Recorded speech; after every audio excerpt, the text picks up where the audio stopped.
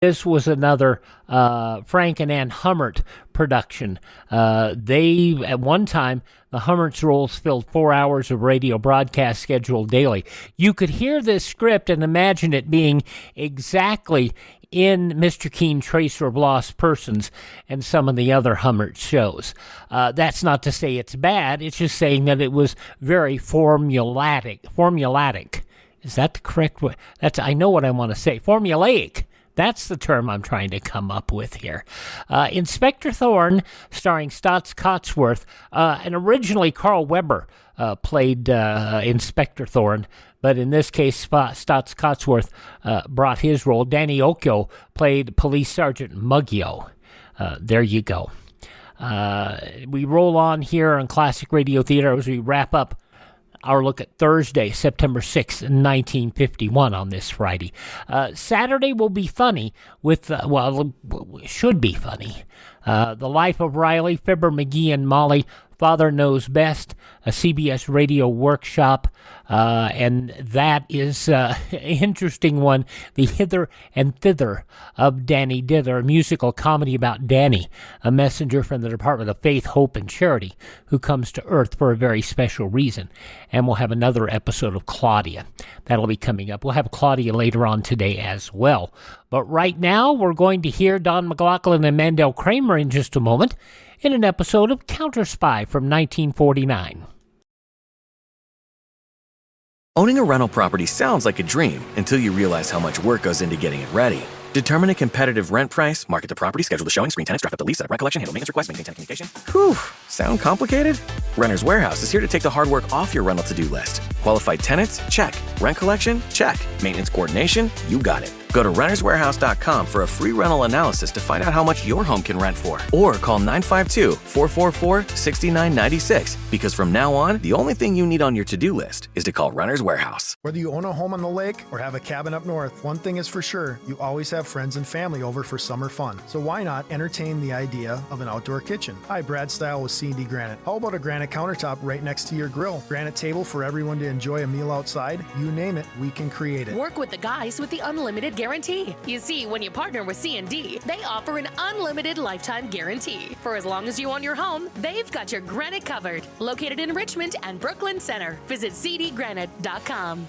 Everyone wants to change the house they're going to move into or update the one they live in. Hi, Brad Style with C&D Granite. Are you planning to host a grad party or family reunion this summer? Odds are good that people will be spending most of their time in your kitchen. Now's the time to give your kitchen a makeover with new granite countertops. Work with the guys with the unlimited guarantee. You see, when you partner with C&D, they offer an unlimited lifetime guarantee. For as long as you own your home, they've got your granite covered. Located in Richmond and Brooklyn Center. Visit cdgranite.com. Hi, this is Mason Adams for the IRS. In case you didn't know it, there are some important income tax credits that you may be eligible for. There's the Earned Income Credit, Child and Dependent Care Credit, Credit for the Elderly, Political Contributions Credit, Residential Energy Credit, and what's more, you don't even have to itemize to claim these credits. It may pay you to look into this. Use the handy order form in your tax package for free IRS publications on tax credits. A message from the IRS. Phillips H. Lord's Counter Spy was an interesting program, and you will find this we'll talk more about Phillips H. Lord's in a moment. But, Counter Spy is a fictional unit of the government led by Chief Counter Spy David Harding, the unit tasked with investigating all reports of suspicious espionage activities funneled to them. Initially, the program combined the crime drama thrills of Lord's gangbusters with the nation's growing patriotism and security awareness in the aftermath of Pearl Harbor. Promotional teasers for the show intimated that Lord had served in official but very confidential intelligence work for the government in the late 30s. His popularity with law enforcement resulting from gangbusters allowed him access to files of police departments and the FBI, which became rich sources of plot material for Counter Spy. Lord held back as little in producing production quality. 2 sound effects men reported to spend 10 hours in rehearsal to get the atmosphere just right. Sound more than background, the effects were vital to presenting the plot of each episode. As World War II came to a close, and with it concerns about Gestapo and Japanese Black Dragon spies, Counter Spy's still found much to do by foiling the activities of Cold War enemies as well as narcotics thugs. The early plots on counter-spy were counter-espionage against Germany's Gestapo and Japan's Black Dragon, while World War II plots focused on more generic counter-spy espionage plots, like those of I Was a Communist for the FBI, This Is Your FBI Intrigue, and FBI in Peace and War. Let's hear David Harding, counter-spy, Don McLaughlin, and Mandel Kramer. Mandel Kramer, I became a fan of, particularly with his later work as the final Yours Truly, Johnny Dollar. This episode of Counter Spy goes back 75 years, and this is September 6th, 1949, 75 years ago today, the case of the arrogant arsonist.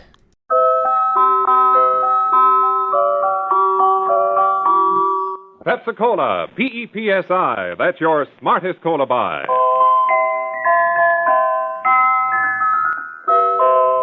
Pepsi-Cola presents Counter Spy.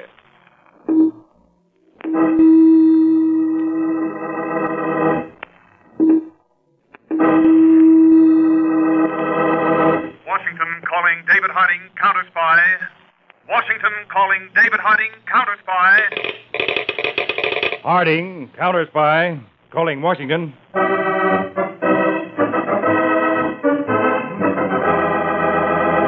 United States Counter Spies, especially appointed to investigate and combat the enemies of our country, both at home and abroad.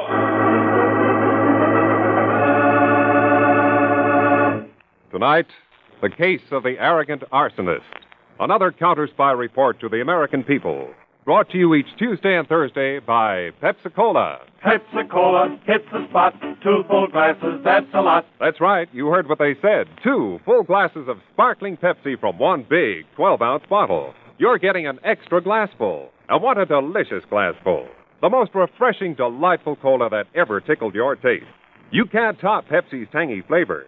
And that big, big bottle saves you money, goes twice as far. Pepsi's America's big, big favorite. And America's biggest cola value. So why take less when Pepsi's best? Whenever you reach for refreshment, remember, Why take less when Pepsi's best? And now to Counter Spy.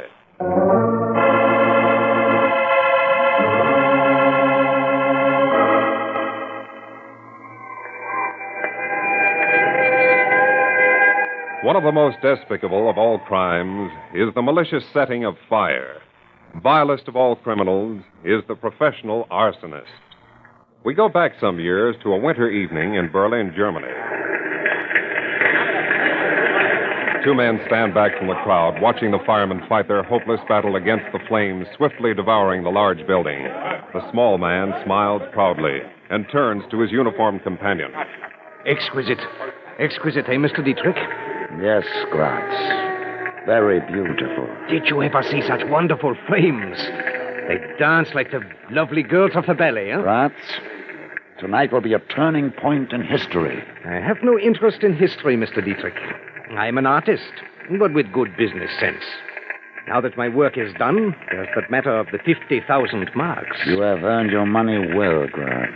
When you put the torch to the Reichstag, you started a flaming symbol that will rage for years to come.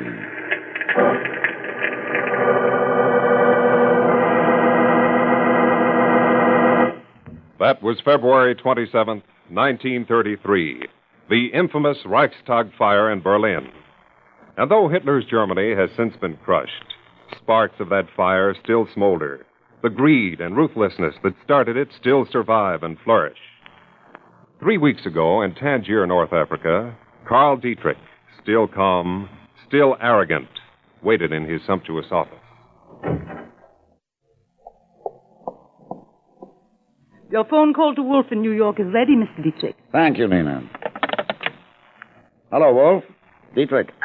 Did you get my message, Mr. Dietrich? Yes. Miss Campo decoded it properly. Then I'll go right ahead and destroy the account books as I said in the message. You'll do nothing of the kind. But Mr. Dietrich, the federal grand jury meets here in New York at the end of next week. They're going to investigate all exporting companies. So you said, Wolf. They'll subpoena our books. They'll have a record of all the transactions. Don't let it worry you. But don't you see? They'll find out that my exporting company is just a dummy for supplying your combine with potential war material. Just leave it to me, Wolf. No, what can you do, Mr. Dietrich? You're thousands of miles away.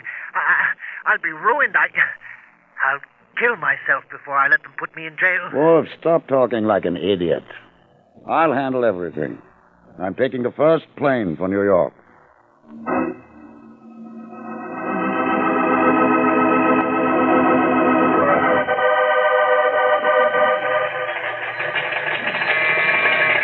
Attention, Mr. Harding in Statistical Department. Mr. Harding in Statistical. Please come to Communications Section immediately. Urgent code radiogram just received from Tangier.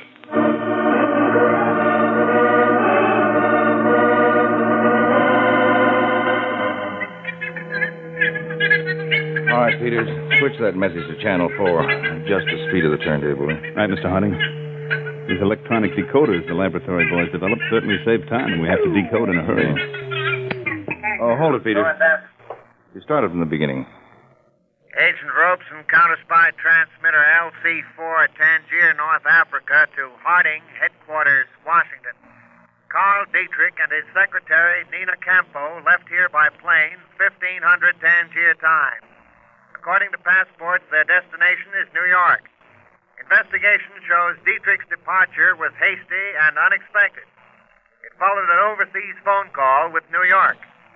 That is all. That tip you passed along the grapevine to Eric Wolf in New York worked, huh, Dave? Looks that way, Peter. You certainly pegged Wolf for the jittery type. He smells trouble, and right away he sends for Papa Dietrich. That was a smart stunt not to pull Wolf in for questioning. Well, Wolf's only a small cog in Dietrich's setup, Peter. He's just the man who ships the supplies to the Marshall Plan countries. And you want the big boy, Dietrich? Yes. It's Dietrich who engineers the trick of getting such war potential items as oil, steel, and chemicals transshipped to his customers in nations outside the Marshall Plan. Well, it looks like we'll be able to reel in the big fish now. Yeah. As long as Dietrich was operating from his Tangier headquarters, he was out of our reach. Now all we have to do is nail him when he steps off the plane in New York. Well, I'm not having Dietrich picked up, Peters, yet. Dietrich's a shrewd operator. We need direct evidence against him. So we go to New York, Dave? That's right, Peter. We go to New York and we stand by until Dietrich and Wolf give us the evidence we want.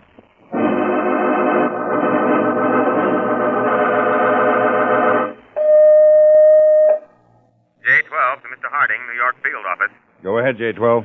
Dietrich and Secretary Nina Campo registered at Hotel Tremont, suites 1803 and 1804. Eric Wolf was waiting for them in lobby. The three have just entered Dietrich's suite. That is all.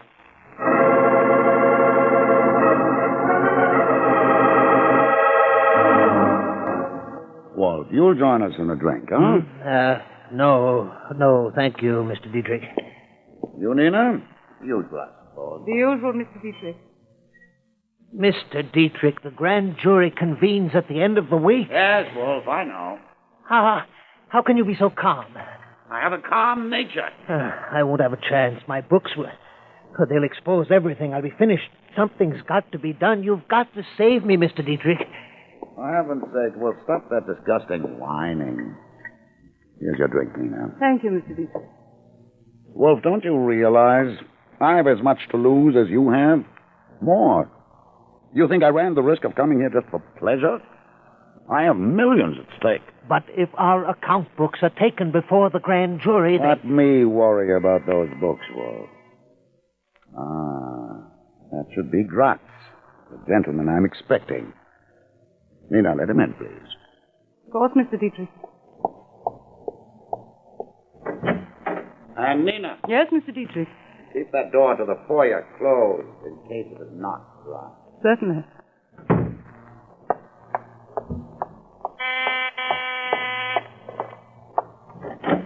Hello, Nina. God. Well, come in. Why are you dressed in overalls? It was Dietrich's idea, precaution. I'm posing as a hotel utility man. Mr. Dietrich's in the other room waiting for you. And you, Nina? This will give you an idea. Oh, Nina, darling. We shouldn't take chances like this. Gus, how long do I have to go on working for Dietrich? Nina, you took the job with Dietrich, so We'd have inside information on anything especially good. But what's wrong with his knowing about us? Then Dietrich wouldn't trust